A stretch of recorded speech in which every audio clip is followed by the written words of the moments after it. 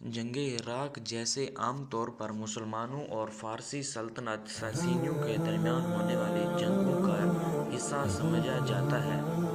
ابتدائی اسلامی فتوحات میں ایک اہم مرحلہ تھا۔ یہ جنگیں خلفائے راشدین کے دور میں پیش آئیں، خاص طور پر حضرت ابوبکر صدیق رضی اللہ تعالیٰ عنہ کے عہدۂ خلافت 632 سے 634 عیسوی میں ان کا آغاز ہوا۔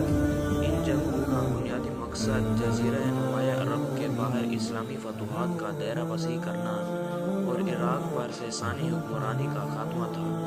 جنگ عراق کی ضرورت کیوں پیش آئی؟ اس لیے پیش آئی کیونکہ ساسانی سلطنت، جو موجودہ ایران، عراق اور وسطی ایشیا کے بیشتر حصوں میں مشتمل تھی، اس وقت مشرق کی ایک بڑی طاقت تھی۔ عرب قبائل، خاص طور پر عراق کے جنوبی علاقے میں موجود قبائل، ساسانیوں کے زیر اثر تھے اور ان کے ساتھ معاشی اور سیاسی تعلقات رکھتے تھے۔ اسلامی حکومت کے قیام کے بعد جزیرہ نمایاں عرب کے ارد گرد علاقوں کو اسلامی ریاست کے دائرۂ اثر میں لانا ضروری سمجھا گیا، تاکہ قبائل کی شورشوں کا خاتمہ ہو اور اسلام کی دعوت کو دنیا کے دیگر حصوں میں پھیلایا جا سکے۔ حضرت ابوبکر صدیق رضی اللہ تعالیٰ عنہ رسول اللہ صلی اللہ علیہ وآلہ وسلم کے وصال کے بعد اسلامی ریاست کو مستحکم کرنے میں مصروف ہو گئے۔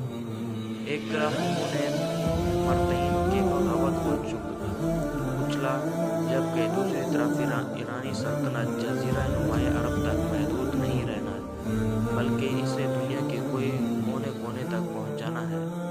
حضرت ابوبکر صدیق رضی اللہ تعالیٰ عنہ نے مختلف علاقوں میں فوجیں روانہ کی، جن میں محسن بن حاصر شیبانی، خالد بن ولید رضی اللہ تعالیٰ عنہما اور ایاز بن غنم رضی اللہ تعالیٰ عنہ جیسے صحابی شامل تھے۔ مسنا بن حارث کو عراق کے جنوبی حصے میں ابتدائی فتوحات کا موقع ملا اور انہوں نے مقامی عرب قبائل کو ساسانوں کے اثر سے نکالنے کی کوشش کی۔ حضرت خالد بن ولید رضی اللہ تعالیٰ عنہ کو 633 میں عراق کی طرف روانہ کیا گیا اور انہوں نے عراق میں زبردست فتوحات حاصل کی۔ ساسانی سلطنت، جو مشرق کے عرب علاقوں پر اثر رکھتی تھی، عرب قبائل میں بغاوت کو ہوا دے سکتی تھی۔ حضرت ابوبکر صدیق رضی اللہ تعالیٰ عنہ نے محسوس کیا کہ عراق میں پیش قدم ضروری ہے تاکہ اسلامی ریاست کو کسی بیرونی خطرے سے بچایا جا سکے۔ اسلامی فتوحات کا مقصد صرف سیاسی اور فوجی کامیابیوں نہیں تھی، بلکہ اسلام کی دعوت کو دنیا بھر میں عام کرنا تھا۔ عراق اپنی زرخیز زمینوں اور تجارتی راستوں کے سبب اقتصادی اعتبار سے بھی ایک اہم علاقہ تھا۔ مسلمانوں کی نظر میں یہ علاقہ اسلامی ریاست کے استحکام میں معاون ثابت ہو سکتا تھا۔ یہ جنگ حضرت خالد بن ولید رضی اللہ تعالیٰ عنہ کی قیادت میں لڑی گئی۔ حضرت خالد بن ولید رضی اللہ تعالیٰ عنہ نے ساسانی فوج کو شکست دے کر عراق کے جنوبی علاقے فتح کر لیے۔ یہ جنگ دریائے فرات کے کنارے لڑی گئی، جس میں خالد بن ولید رضی اللہ تعالیٰ عنہ نے ساسانی فوج کو زبردست شکست دی۔ ہیرا عراق کے ایک اہم شہر تھا۔ خالد بن ولید رضی اللہ تعالیٰ عنہ نے اس شہر کو فتح کر کے عراق کی فتح کی راہ ہموار کی۔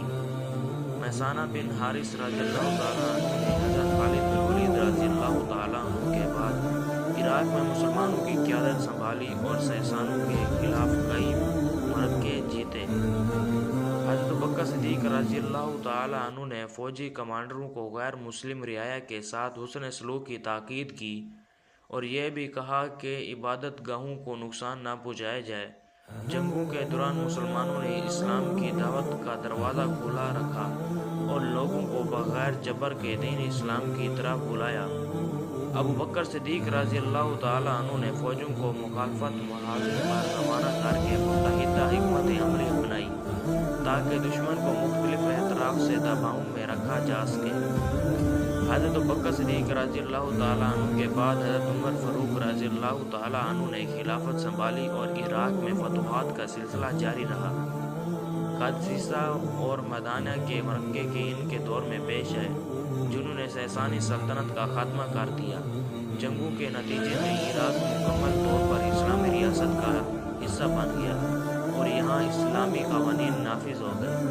जंग इराक में हज़रत बकर सिद्दीक़ रज़ियल्लाहु ताला अन्हु और सहाबा रज़ियल्लाहु ताला अन्हु का किरदार इस्लामी तारीख़ का एक सुनहरी बाब है। इस जंग ने न सिर्फ इस्लामी रियासत को बैरूनी खतरात से महफूज किया, बल्कि इस्लामी तालीमात को नए इलाकों तक पहुँचाने का ज़रिया भी बने। ये जंगें अदल, हिकमत और ईमान के आला मसाइल पेश करते हैं और हमें दावत देती हैं कि हम भी अपने अंदरूनी वही जज्बे और इखलास पैदा करें। आपसे गुजारिश है कि आप मेरे चैनल को लाइक और सब्सक्राइब ज़रूर करें। शुक्रिया।